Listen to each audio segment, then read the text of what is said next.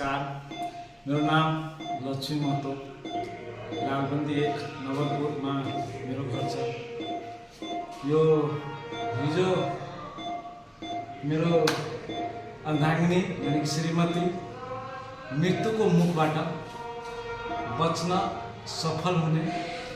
मुख्य कारण नवलपुर सर्वोदय उपचार केन्द्रका जति पनि प्राविधिक डाक्टरका टिमहरू छन् त्यसलाई पहिला मुरी धन्यवाद दिन चाहन्छु र उहाँहरूको अथक प्रयास र मेहनतले गर्दा आज हामी एकअर्कासँग बस्न सफल भएका छौँ। नभए यो जुन हाम्रो तराई भेगमा विषालु सर्पको टोकाइको कारणले गर्दा अचानक धेरैको मृत्यु हुने गरेको छ। त्यसलाई मध्यनजर गरेर नवलपुर दंश उपचार केन्द्रमा ल्याउँदा जतिसुकै मेहनत गर्दा पनि हाम्रो प्राविधिकहरूले मेहनत गर्दै पनि केही त्रुटिको कारणले गर्दा, जस्तो कि हामीसँग भेन्टिलेटर छैन, आइसियु छैन, त्यो सञ्चालन गर्ने दक्ष जनशक्ति छैन। दक्ष जनशक्ति र भेन्टिलेटर नभएको हुँदा यो जुन स्थानीय सरकार छ नगरपालिका, त्यसले विशेष ध्यान दिएको कारणले गर्दा यसलाई लालबन्दी नगरपालिकाको पनि यो एउटा अङ्ग हो, यसलाई पनि केही गर्नुपर्छ भन्ने धारणा नभएर आज यो विशेष किसिमले खराब हुने अवस्थामा छ। धेरैले अकालमा मृत्यु पर्ने हुन्छ र सानो सानो कुरो उपचार गर्न आउने मित्रहरूलाई म के भन्छु, यो आकस्मिक हुने चिज हो।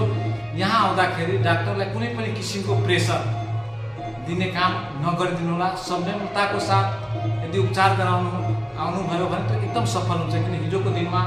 जुन यो कोब्राको टोकाइ थियो, लगभग चौथोचोटि हुँदै पनि विष फैल्दै पनि माइन्ड फ्री तरिकाले हाम्रा प्राविधिक मित्रहरूले जुन उपचार गर्नुभयो त्यसले धेरै राम्रो सफल उपचार दिन सफल हुनुभएको छ। उहाँहरूलाई विशेष धन्यवाद दिँदै र सम्पूर्ण ग्रामवासीलाई म के अनुरोध गर्न चाहन्छु र साथै नगरपालिकाको टिमलाई के आग्रह गर्न चाहन्छु, यो नवलपुर सर्वोदय उपचार केन्द्र लालबन्दी 1 लाई सहज तरिकाले चलाउने, आफ्नो आम्दानीबाट केही रकम यो संस्थालाई सहयोग गरिदिनुहोस् र नगरपालिकालाई यो पनि नगरभित्रको एउटा अति आवश्यक अस्पताल हो, यसलाई सञ्चालनमा राख्नुपर्छ भन्ने धारणाको साथ आफ्नो ठाउँबाट सहयोग गरिदिनु हुन हामीलाई धन्यवाद दिँदै म आफ्नो विचार व्यक्त गर्दै आज र भोलिका दिनमा यस्ता समस्या आउँदा हाम्रो प्राविधिक मित्रहरूलाई कुनै किसिमको समस्या नहोस् र आवश्यक पर्दा सम्पूर्ण गाउँवासीलाई सहयोग गर्न अपेक्षा र आशा गर्दै म यति मात्रै भन्दै म आफ्नो